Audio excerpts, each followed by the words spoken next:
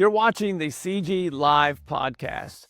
Now, the content for these podcasts are a little bit different than our normal pods as we bring on members and do long-form interviews. These were actually recorded live at our events with members that were going on stage to present, so the content is killer. Enjoy the show.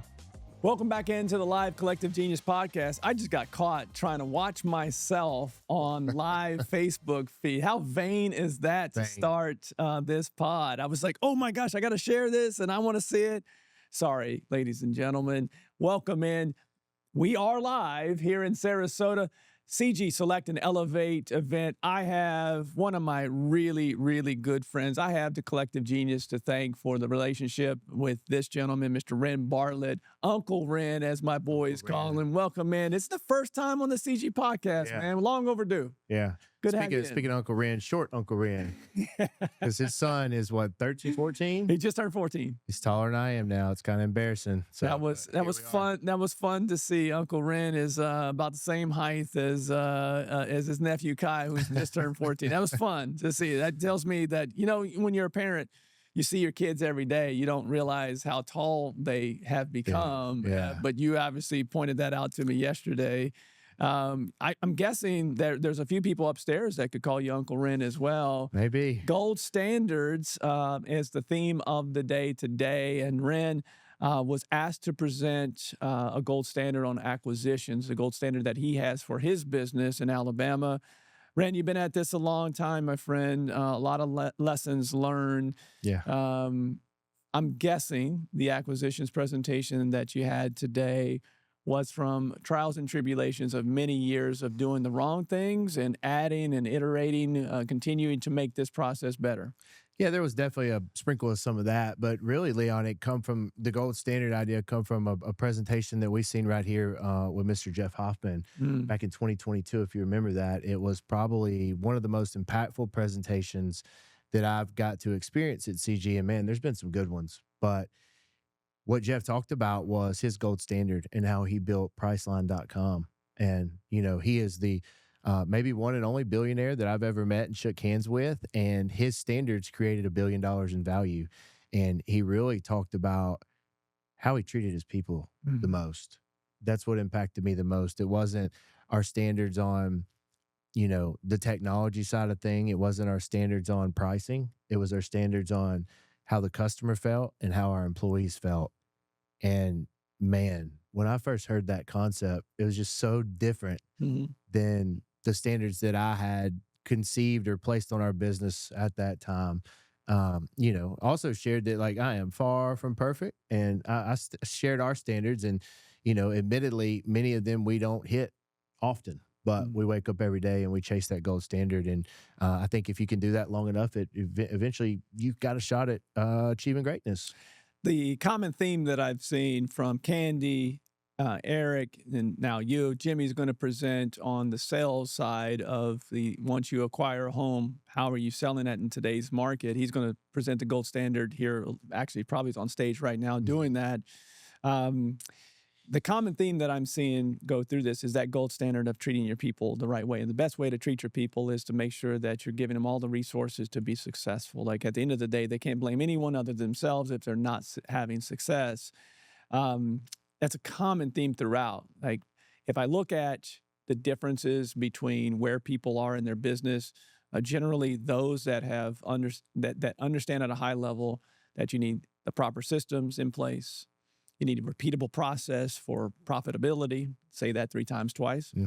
3 times fast. Yeah, you know what I meant. Exactly. Got caught up in all the P alliteration and got caught. And then they truly develop people through training. And that was the same for you. I think we talked about at our last CG meeting, we talked a lot about, you know, developing people. You grow people, you grow a business. And yours was, you know, daily huddle and weekly pipeline reviews and manager ride-alongs. These are all things that are your gold standard. And going back to the original question, my guess is you didn't start here. Where did you learn these things from? Because gold standards typically for all of us, is learned behavior. Yeah, sure. No, definitely didn't start there. I think the exposure to CG, I'll give you a great example. I remember my first CG event, I think we started wholesaling in 2017. And Leon, the fees that we got then, we thought were incredible. Mm-hmm. And then I come to CG and I met Alex Pardo, and he told me the fee that he was getting on In average. Miami. And I thought to myself, oh boy, we got some work to do. Yeah. You know, and the fee that we achieve now, you know, on our flips and things like that, far more than what he shared with me. But that one conversation alone, for coming here and being exposed to people, and Alex, I thought he was kind of a celebrity back then because I'd listened to what was the name of his podcast? Flip Empire? Yes. If he still does it, maybe No, he actually he transitioned it to self-storage. He's all in on self-storage. I was recently on that pod. Yeah. And so, you know, coming here for the first time and meeting him, I was like, dude, I know everything there is to know about your podcast. Yeah. But he exposed to that standard. And then, you know, the next thing we know, we meet, you know, somebody like Damon and Doug, and hear about their standard on marketing and how they track. And then they introduce us to Damon and in the way that he runs his team, you know, and so it's the exposure to these people who are doing things at such a high level. And if you're smart, you just keep up in your standards. Mm-hmm. And that was one of your titles on your slide, was what's your standard? What will you hold your people accountable to your business? What is your standard? To what? That's an open question, isn't it? What's your standard for your people, for your business? Like, you know, we're entering in, we're in a new year. I'm going to ask you what you're most excited about, but what are the baseline standards that you set for your, continued growth and being coachable and working on your skills? There's a lot of things like that are easy to answer. But if you had, one, I guess, or two words to summarize what your standard as a business owner is, what is it? I think it's to operate with kindness and excellence. You know, it's very easy in real estate in general to be the shark, to smell the blood in the water. You know, a lot of times people call you when they're in their biggest time of need. You know, they're having to sell their number one asset because it's how they're going to generate money to solve a problem. And you have a choice in that moment. You have a choice in how you make them feel. You have a choice in how you approach the situation and how you handle it. You have a choice in your people seeing how you handle it. Mm-hmm. You know, there's many times where we can make a lot more money doing what we do, and we choose not to because we have a standard to treat people fair and treat them with kindness. You know, every day when we in the huddle, it's go be a blessing today. And so the standard is get out there and be a blessing, do the right thing. As far as performance standards with reps, we have a minimum and then we have the gold standard, and we get up every day and we chase the gold standard. We don't hit it, but we do our best. A couple I want to highlight here that we want to share with the audience that, you'll get all of this if you're in the room. And even if you're not in the room currently, if you end up joining the Collective Genius after the fact, every single presentation is recorded and available in our what I call Netflix for real estate investors, our vault. There are two that I wanted to focus on because I think this sometimes gets overlooked on the acquisition side. You make 100% of offers 100% of the time, right? 100% of the time. Yeah. Did you always do that? Absolutely not. No. I thought I did for some reason, and I talked about this on stage earlier. There's a young lady named Stephanie Betters in Premier. Mm-hmm. She's a wizard. On the pod? Yeah. So you know her, founder of Left Main, Salesforce Wizard. I think probably over 50% of our members use her platform for their CRM. And we were having a conversation one day and she goes, what percentage of the time do you make offers when you go and see a seller? I'm like, all the time. She's like, all the time? Put a number on it. I'm like, I mean, not 195. She's like, no. I'm like, what do you mean no? Don't tell me no. And she's like, go run this report.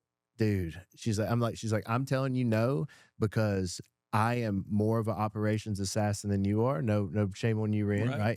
I'm a sales guy. She's an operations gal, right? It's probably pretty obvious if you know her. She's better at operations than me. And she goes, I was very surprised and upset. I went and ran a report and it was less than 50% of the appointments that we attend had offers in the CRM. And the thing is, man, if you don't make an offer, you can't buy a house, and you're not being who you say you're going to be on the other end of the phone because your marketing says call for an offer. The lead manager books an appointment for the acquisition manager to come out to give an offer, and then you don't give an offer. So it's not like you're not showing up as you say you're going to show up, and you don't even have a chance to buy the house.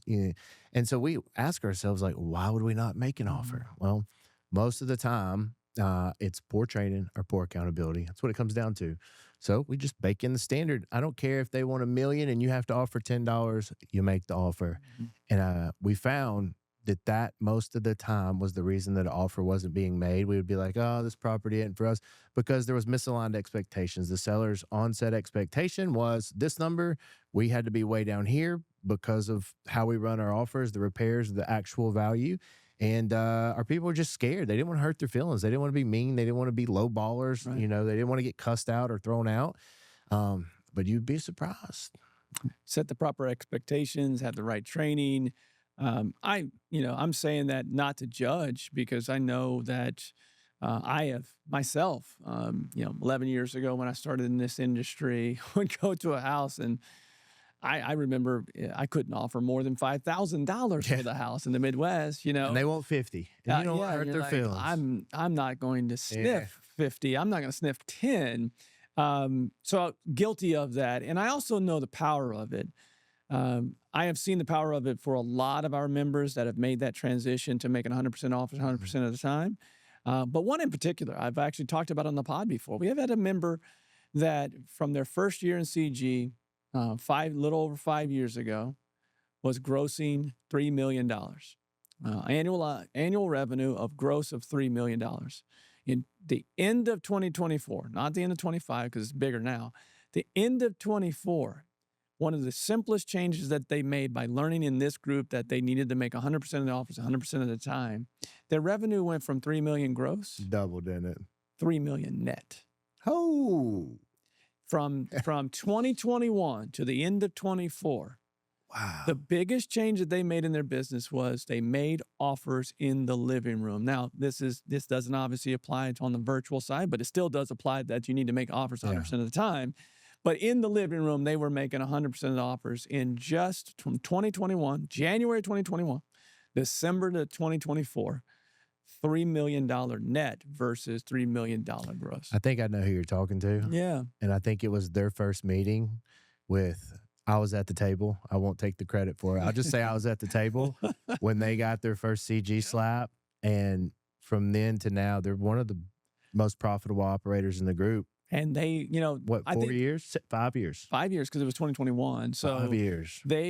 I look at operators that come into, let me rephrase that. I look at investors that come into these rooms, and most have sales down more than they have operations. That's a fair statement, right? Yeah. They have sales down. They understand how to market and close deals. That's their. That's who we are. We're deal makers. That's right. They know how to do that. They were actually the opposite, which is rare. They were good operators. Yeah. But bad salespeople. And I am here to tell you weirdos. Those are weirdos. They are, but there's a place for all. Yeah. So if you're a great operator and you're looking for help with sales, we had gold standard on acquisitions today, gold standard on lead management. We're right now doing on the main stage here at CG Select and Elevate. We're doing a presentation on the sales side, on the other side of once you get something under contract to maximize your splits. Obviously, there's something for everybody in this room. The last thing I want to address is because a lot of our people that I talk to that are wanting to become members, that are real estate investors, they're always wanting to know what's working for you right now. And sometimes these little things get overlooked. We gloss right over the expectations of appointments for acquisitions, because a lot of people come into this room, they go, here's what I'm doing. Is that good? They don't know what they don't know. Yeah. Your gold standard is for your acquisitions people, how many appointments a week? 10. And how did you come to that conclusion for 10? Well, I believe, let me see how to put this humbly. In my opinion, I'm the best in my company by far. That's all, you don't have to be humble with that. Sure. Almost every single owner is the best. 10 is a lot for me, and I think I operate at a different level. right? Most owners do. That's why we are where we are. We're not employees. And I have some great guys, and I have guys that are better in sales than me. I have some guys that are better operations, but overall, running a book of business as a home buying specialist, I'm pretty elite, I would say. And if I run more than 10 appointments in a week, I do not have time to do my follow up. And 40% of our deals come from follow up. And so we feel as if your pipeline follow up post appointment is as equally as important as going and running the appointments. And where I see a lot of operators mess up is they fill too many appointments on their sales reps calendar, which then only allows them for one and dones and kind of only layups that are easy, because you need a good 2 hours to run a good appointment. 2 hours. And so if you have 2 in a day, that's 4. That's technically half a 8-hour work day. We believe in working half days. What you do with the other 12 hours is your business. But most people work 8-hour days.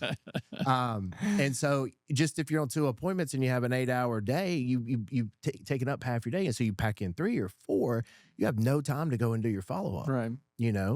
And it's just so important. Yeah. And it can be overwhelming, right? Because you have there's so many things coming at you. And there's a lot more to be in acquisitions than just showing up to an appointment working. You have deals falling apart. You have people, that come at you. And so I just think that there's a good balance. And what we found and what I've found is 2 appointments a day is pretty solid. And if you convert at your conversion metrics that you're supposed to, then you can make a darn good living doing this. I mean, if you're converting at 30%, I think is the number that you said. So that's 30% of those are becoming contracts. Yes. So that's 3 a week. 3 a week. I mean, it's a pretty good number, pretty good clip. And I can remember as an advertising salesperson, but also in acquisitions, when you have 4 in a day and you get back to your phone in your car, and you got more missed voicemails from people that want to sell, and you got text messages from title, and you got all these things, it affects your next appointment. 100%.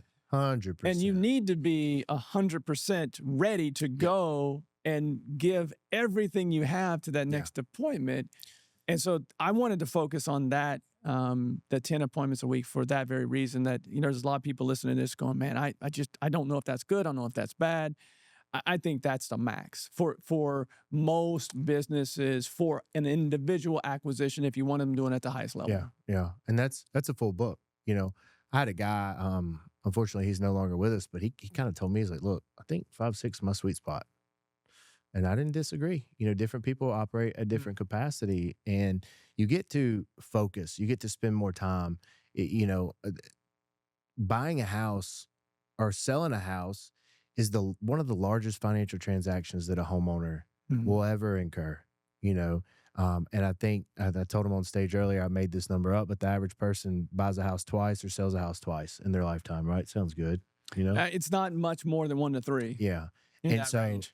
Think about the magnitude of that decision, and think about all the things that is running through their mind, because here's the one thing that I tell you probably wasn't running through their mind, unless they're just desperate, is you show up, work a deal, and them sign a piece of paper right there on the spot within 2 hours. They've just made the biggest financial decision of their life.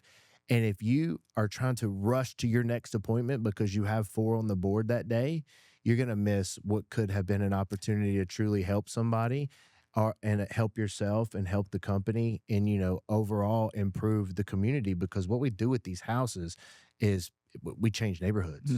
And if you're in a hurry, you miss opportunity. Well, I think it's what you just gave there is so important for us to reflect on as real estate investors. Like, we buy houses to have a profitable business, but our current customer base are baby boomers.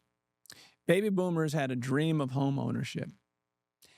They also had a massive transfer of wealth, the largest in, I think, U.S. history. And a lot of their wealth is built in their real estate, because they bought that house 1970, 72, 73. For $55,000. They bought that house, and especially in our markets, right? They bought them for a very low number relative to today. At that time, it was a lot of money because, interest rates were a lot higher, especially in the 80s. Yeah. And that's 16% rates, right? 15, that's 16%. in the 82, 83. Yeah. That's their wealth. That's for retirement. Yep. And they're probably embarrassed if they're calling us because they've either gotten to a point where they've gotten in trouble or, they have to move it pretty quickly. These are decisions. These are life decisions for people that, it was their dream to buy a house. Yeah. And now it's their legacy. You've got Everything. to give them the time and the respect to their life because their house is their life. Yeah. All right. I'll say one more thing to that before we move on. The biggest compliment that we get, I think, more than anyone, because we are just adamant on calling and getting, post-closing reviews. Mm-hmm. The biggest differentiator for us is they say, you guys truly cared. Mm-hmm. And you can't care in 20 minutes. You can't care in 30 minutes. Or they won't believe. You may care, but they won't believe it. If you're in and out of that house in 20, 30 minutes, you don't win long term. Yeah. And you don't help. Love that. You're doing a lot of great things in Alabama. What are you most excited about for your business in 2026? Just, it's a great question. And you kind of gave me that question. You seeded it earlier, and I didn't come up with anything. But, man, I'm just excited to be alive. I think it's a wonderful time in my life. I have a beautiful wife. I have a new little 1-year-old. And I'm super excited to just build this business. It's the people inside the company, our teammates, to be able to provide them opportunity, the sellers that we get to go out and help, and what we get to do in the communities every single day. And it's just extremely exciting for me. Who knows what's going to happen with the market, right? Who cares? Yeah, and who cares, right? Would I be excited if rates went down? Yeah. Would I be excited if they stay the same? Yeah. Will I be excited if they go up? Sure. Let's get it. Yeah. But I think what excites me most is the impact and the man that I'm becoming along the way, and that we're pretty locked in on being better there. Well, super proud of the man that you are, the business that you've created. I will say this, that this man does care, not only about your market, your family, but also, since day one, we had Eric on earlier and Rhen. These two gentlemen have been just given the goods to our CG Select community. 5 years strong now. It's crazy to think what started with a group of 22 is now almost 200 real estate investors getting, access to people that have been in the business for a very long time. I always tell people the room matters. And a lot of people that when they're they are interviewing me when they're asking me about the Collective Genius and in the room and who's in it, we always have members that are at higher levels that we make sure that there's access at the lower levels. And I say lower level, these are still great business owners, but Rhen has been one of those people here at the Select level. Elevate, we've got, premier members in there. We've got premier members that are presenting all day on the main stage. And these gold standards, there's so much value in that room. Rhen, thank you so much for the value added today and being on the pod. Can't wait to have you on the long form. That's coming up here real soon. Be on the lookout for not only this pod, but also obviously we're going to do a long form. Rhen's got some value, additional value to give on a future pod. So I appreciate that. Thanks for being here today. Yes, sir. Thank you.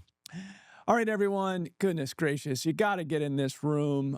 We have a couple more presentations left here on day one in CG Select and Elevate in Sarasota. We've got a full day tomorrow and half a day on Wednesday. It is too late to get into the room for this meeting, but if you want to be at the next meeting in May, we'd love to have you. You can join before then, become a part of our weekly training calls that we do. All of that is accessible at explorecg.com. There you'll find everything you need to know about getting in this room. We have many more live CG podcasts coming up this week. We look forward to seeing you on the next live Collective Genius podcast. Are you ready to scale your real estate business? Visit thecollectivegenius.com, where real estate investors come to scale. Subscribe to the Collective Genius podcast and hit the bell icon to be notified when our next episode releases. And thanks for listening.